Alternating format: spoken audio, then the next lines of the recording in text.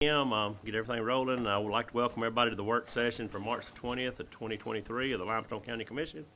Ellen, do we have any public comment? Yes, Nick Hamlin. Nick, if you don't mind stepping here to the microphone, please, sir. Thank you for coming today, Nick. Thank you for having me. I just wanted to go over, I'm the owner of the Ennis Road property that's come up in numerous meetings. We have finally got some results from the engineering firms. Everything's submitted to Mark Massey and the engineering department to try to come up with a resolution. Had a property owner last night call and wanted to know what the status was, so I wanted to come before y'all and tell y'all what's going on so it don't get run in the paper that I'm avoiding somebody or not talking to somebody or I'm trying to do damage to somebody else's property. But don't have a timeline on when the work can begin. Still in the engineering phases, and we're going to attempt to do what's proposed. So, need anything out of me, let me know. Thank you, Nick. Thank you. And Mark's not here today, but for the record, I spoke with Mark this morning, and Mark's going to be out and work with them through the project and things like that on some of the. And I know Heath has done a lot of talking with Nick on. They've got everything worked out. So I know the weather's been bad, and maybe we'll get it fixed up pretty quick. Thank you, Nick. Anybody else, Ellen? Mike Williams. Mr. Williams, if you don't mind stepping up here to the microphone, please, sir.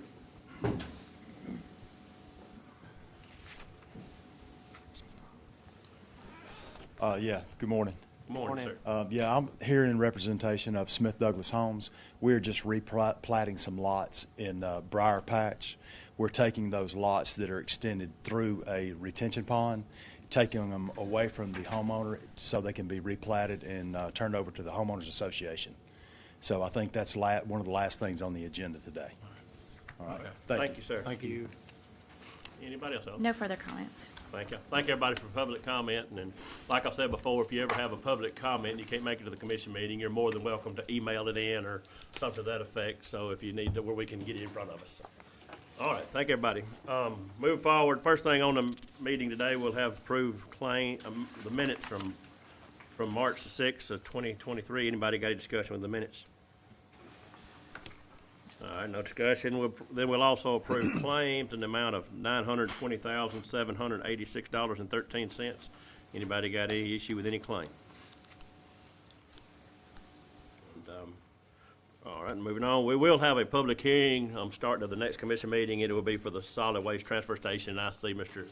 James Rich is here. He's the overseeing a project that we're working on with the solid waste authority with us in the county. So that will be taken up in the next meeting, so I just want everybody to be aware of the public hearing. All right, resolutions and orders. First on here, we'll ask for a motion. There'll be a motion to approve a resolution to modify the existing solid waste management site, and this will revert back to the public hearing. Anybody got a discussion with that? And that is dealing where we had a fire out there earlier in the year. And for the people that don't know, the solid waste the transfer station is half owned by the city and the county, and it's ran by a board of the solid waste, which has 2 members from the county, 2 members from the city, then 1 at large.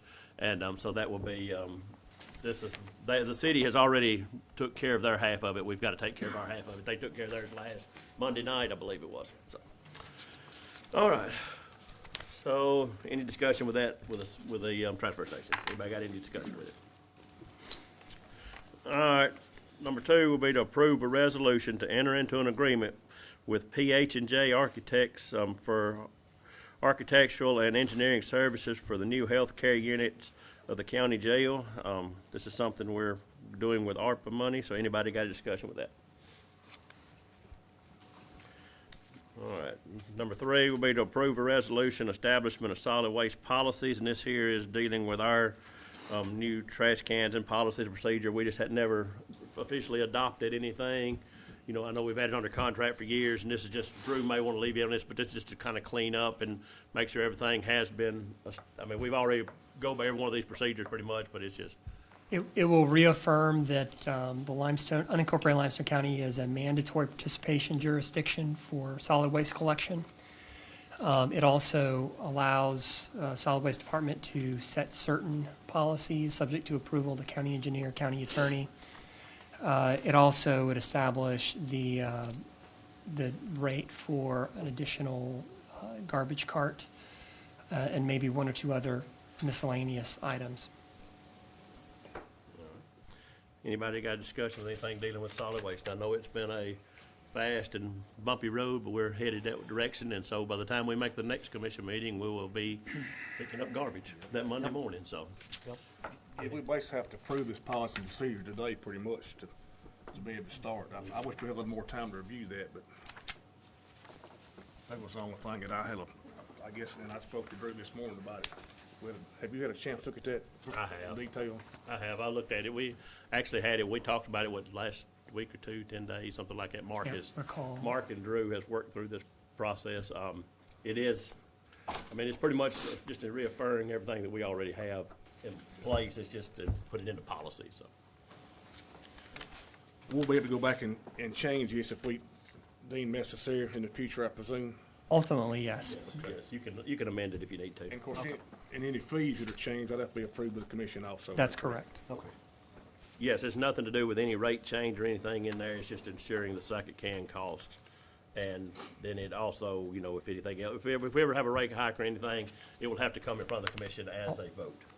We cannot. That's correct. It has nothing to do with rate hike change.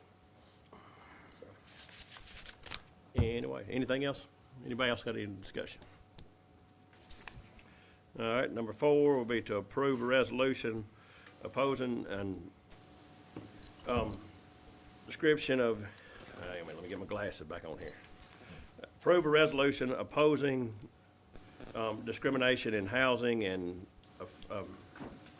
affirming the purpose of federal fair housing laws. That is dealing with the grant down at Pryorfield. We have to do that to make sure we can comply for CDBG funding and all. So that is what that is. It's just for the Pryorfield project to deem that area as a fair housing project. So anyway, we need a discussion with that. All right, contracts, agreements, and MOUs and grants. We have several today. First one on here will be to approve to enter into a contract with WOW Business for internet services for the solid waste department building. And this is the building that we moved up on the Jefferson Street project, OL&S, for solid waste to operate out of until we get somewhere built someday. So anybody got a discussion with that? It's just simply phone service, internet service. All right. Number 2 will be to approve to enter into an agreement with IVM Solutions for vegetation control services for roadside right-of-way. And this right here, Hunter may want to alleviate to this. I know that me and Mark has had several discussions about the roadside vegetation. But you got anything on it? So it's the normal agreement that we've done the last 2 years with IVM. It's $40 a center line mile. We've got contracted right now for possibly 3 applications, but we're hoping for just doing 2 like we did last year. They're going to try to get up here week after next to begin their herbicide application. We're kind of waiting on some chemical to come in right now, so they can't get started at this very moment, but hopefully within the next week or so they'll be able to get going. Okay. On the scope of services here, it says provide quality assurance by evaluating each application. Yes, Are they doing that with y'all? So we get a report from our representative for IVM, kind of where they take pictures of different types of vegetation that die off and that type of stuff. But I mean, you know, we can ask them for more. You know, if that's something. You that know, y'all would- the chemical, depending on the weather when you apply it, Yes, sir. can have a big effect on how it works. And I was just And I mean that is even before IVM was doing the application portion of it. You know, they were kind of helping us out with a herbicide plan, application plan. So I mean that's supposed to be part of what they look into is weather conditions and all that type of stuff as well. Yes, sir. Hey, on this, we're already 3 weeks behind from what we sprayed last year, right? Give or take. I think we started the second week of March last year. Don't quote me on that, Okay, but I well, think that's right. For future, I mean, is this something we might want to look at taking back over ourselves? I mean, what do y'all think? Just some idea? provide we have the capability. I Yeah. don't have a problem with it. I mean, to look at it, I mean, I know we got one truck, is it? We have one truck that would be fine. I mean, we would definitely need a second truck. I mean, To- it's to something go to look back at for over next the- year. I know we can't do it this year, Yeah. but just for the cost that we're paying to do this for somebody else. is that And something I'm we not look at? sure, I've always thought a pre-emergent to me is better than a post-emergent. I'd rather keep it from coming up. I'm not sure what would happen if we did a pre-emergent in the fall and the spring. I Or think the maybe do difference both is in of the them. cost, isn't it, Hunter? As far as Pre-merge. on doing the pre-merge, Pre-merge is a lot more expensive, was my I understanding. honestly don't know Yeah. to speak intelligently on that one. I'm Yeah, sorry. it's a difference in cost Yes, sir. on, And it may be, and that's I mean, something we Herbicide. can look at as far as especially with developing a herbicide plan. But If we want to take it back I'm over good. about doing a pre-merge, But I mean, we got 2 people that's certified to do this, right? we have. Yes, I know we've got. Yeah, we've got 2. Sorry, I couldn't remember. But then you assume the legal liability also, which is Yeah. one of the benefits of doing it. Well, and I mean, we're already spraying roughly 240 miles ourselves Right. now, as is. So, I mean, I guess it would be a larger liability. That'd be a Drew question, obviously. But it's not like we're doing a Already. herbicide application currently. That's just a thought, something for y'all to think about between now and next year. That's something we want to look at.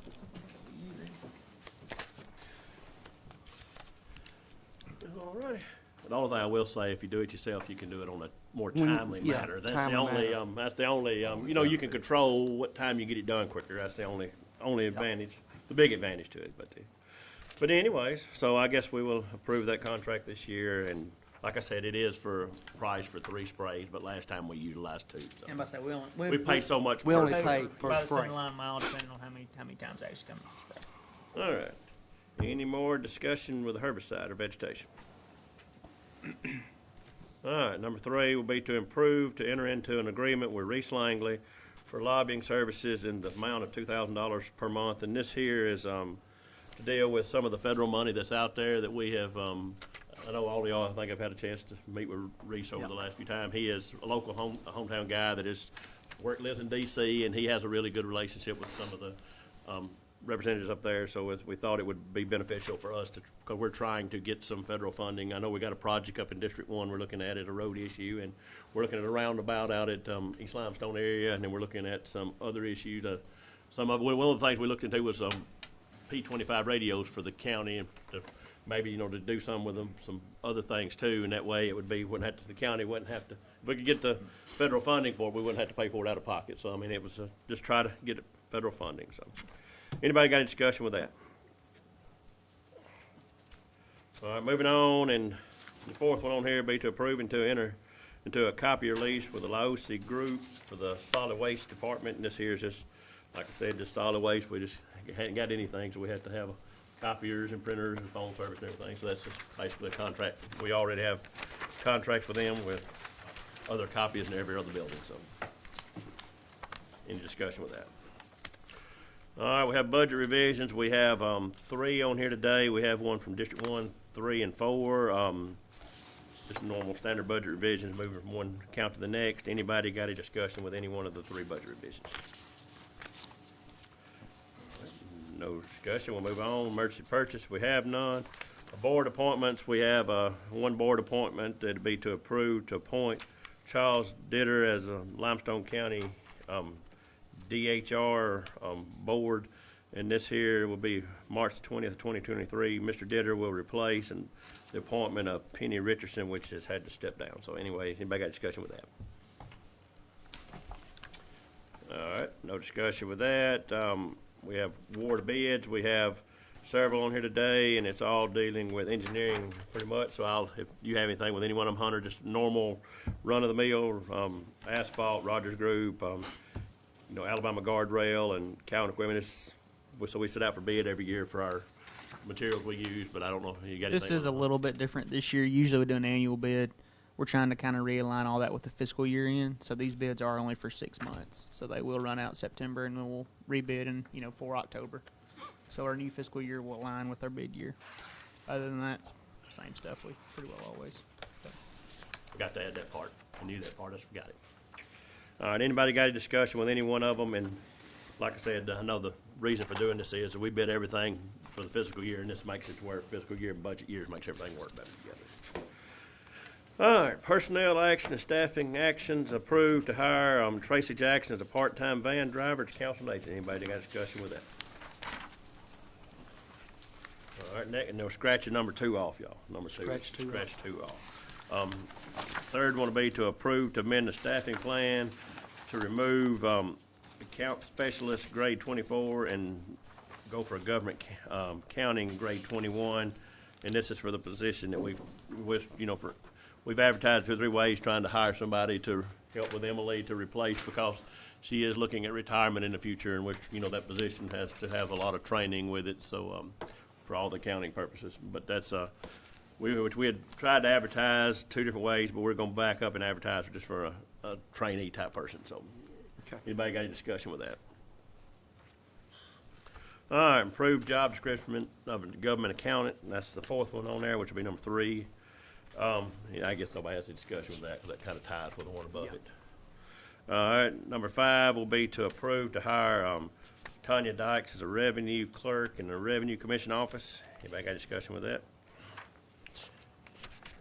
All right, number 6 will be to approve to transfer Darren Luder from the maintenance and department to position in equipment operator 1 in the striping crew. Derek is moving, AKA Shorty. That's what I was Shorty wanting, is Shorty. I know a lot of these people, they have a nickname, and when you say the real name, you say, who in the world is Darren? But it's Shorty. So Shorty will be transferring over to the striping crew. We have one that has left us, so he's taking a position there. So I think Shorty will do a great job there. Anybody got a discussion with Shorty? All right, number 7 will be to approve to extend the probationary period for one employee for an additional 3 months. Anybody got a discussion with that? All right, merit increases, we have several on here listed below. Anybody got any discussion with any merit increase? I see Shorty's on here for merit increase, so he was on time for him to get his raise anyway. So, anybody got any discussion with anybody on here? All right, moving on. Engineers report, I'll turn it over to Hunter. So, Mr. Chairman, today we've got one minor subdivision that's just a complete approval. It's Briar Patch subdivision number 1, replat lots 59 and 64, I believe.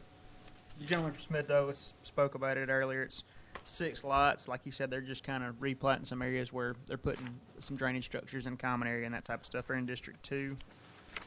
And then I've got 2 on here that are approved with resubmitted with changes. Davis Preserve, Phase 1, which is preliminary major, 100 lots in District 2. And then Ansley's Place, which is preliminarily approved as Luderville subdivision. It's a major subdivision for final, 20 lots in District 3. And then we also have our 2023 construction schedule, which should be in there with everybody's packet. Anybody got any questions or comments, concerns with that one? I think I spoke to most of y'all about it in person. It looks good to me. I just hope that the commission understands this is on a time schedule, and on that time schedule, I think I want our paving crew to kind of step up. As commissioners, we need to have our roads ready. We've got our list. We know what's coming. So if we get our roads ready, the paving crew can they can move their equipment from one job to the other and stop this moving equipment to the shop. And, you're losing time right there. It's on us, to have our roads ready and prepped. So we've got a lot scheduled. I think, it's $7 million worth? I think that's Reba, Alabama, and all will be $7 Yeah. million, yes, sir. That's a lot. There's never been that much. And not all that's the county doing the work too. There's some Yeah. contractor labor in there as well. So. Oh, yeah. And of course, there's contractors involved in that too, but we need to be on the ball ourselves, and I think that with that understanding, we can get more work done this year than this county has ever seen. I know in my time it is more Oh, work yeah. that's ever Yeah. been done. But. It is, but I just wanted to make that comment, Mr. Chairman. Thank you, sir. Thank you. And just kind of, put on what Darrell was saying there. This is the largest construction packet we've ever put together. We've got more work to do than we've ever done. Like you said, it is a time matter, and I know that, we always build in a rain day here and there, but as long as this weather's permitting, we're going to be running wide open, and hopefully we can be ahead of schedule. So if we're ahead of schedule, just be prepared, because they'll be headed that way. And if we get a day ahead, we don't need to lose it because we're waiting on something else, and then we need to be rolling. So, and I want to thank Hunter. I know Hunter has kind of took over the paving side of things, and Hunter will do a great job. And so I know. Let somebody think so, Mr. Chairman. Well, I've got faith in you, Hunter. We got faith in you. You are a horse. Don't matter if you don't ever win a race. But anyway, I don't know about that. but he's going to get us there. But I know like you said, we've got a lot going on, and thankful for all we have. And to rebuild Alabama, some of it has to be done with contract because of the state law. So that would be a lot of the surface caps. We'll go in and do the patching and leveling, and they'll come in and do that. So anyways, any more discussion with anything going on with engineering or anything? Anybody got any questions? Thank you, Hunter. Other business, we'd approved to remove the following from inventory. One item from archives. So anybody got any idea any discussion with a Canon scanner that we're going to remove my and to remove, the second thing on here would be to approve to sell a couple of items on Gov Deals. This is both from engineering. These are just two old pavers and, two old drum rollers and a sheet foot roller's been sitting down. I think they've been sitting down at your shed for District 3 for several years, and I think we've actually bought a vibrating drum roller to replace both of them, and it's just self-propelled, and it works so much better. The only one we ever use anymore is the old grip roller, to my knowledge. Yeah, I think it's over at District 4 shed. The two on there have not moved in the time I've worked for the county. And that's what I'm saying. That's why we're just getting them out of inventory, getting them out of the way. So, anybody got a discussion with that? All right, number 3 on here will be to approve to declare the real property at 1302 Jefferson Street North, Athens, Alabama, and 700 Browns Ferry Street, Athens, Alabama, surplus property. Anybody got any discussion with either one of those? What are those? The first one on there, and I'll explain here. The first one on there, across the road from the L&S property, we own a little bitty slither of land right there in the corner of Cherry Street and that. And there's some property that joins across the street from the jail on the other side that we need more parking at the jail, and the guy has offered to swap a piece of property with us, and it's the lot's over twice the size of the little sliver of land we have, and it'll be a better fit purpose for the county, and plus if we ever do look at expanding the jail or something, it gives us a toehold on the other side of Wheeler Street to kind of, to start building off of. So we're just going to trade one piece of property for another piece of property, which, it's just, it's a better deal for us to get what we're getting, so. And the other piece of property is the old Habitat House, which is on Vine Street in Brown Ferry, that years ago was used for the Habitat, and we use it for some storage now, but it needs some desperate need of some repair. There has been a group that has reached out to us that serves a public purpose. That is the Oasis Group, which is sort of like, it'll be like Family Life Center or somebody like that, and they're wanting, so we're going to do like we've done with the Veterans Museum. We will allow them to use it to get that going. So, and we're just deeming it surplus property where we can go through that route. I think all of y'all have seen a packet on their program that they've got. So, anybody got any more discussion with either property that we're deeming surplus property? All right, number 4, and I guess I kind of run ahead of myself. The 4th will be to approve the swap property on 1302 Jefferson Street for a piece of real property at 1503 Wheeler Street, as it serves a public purpose. This will give me it's approved that the chairman can execute all contracts and closing documents and do all things necessary to complete this transaction. So that's what that's about. And we have no executive session, so we will recess for 15 minutes, which will put us back in here, 15 minutes. We'll call it 40 after that way if anybody wants to talk. We'll come back at 9:40.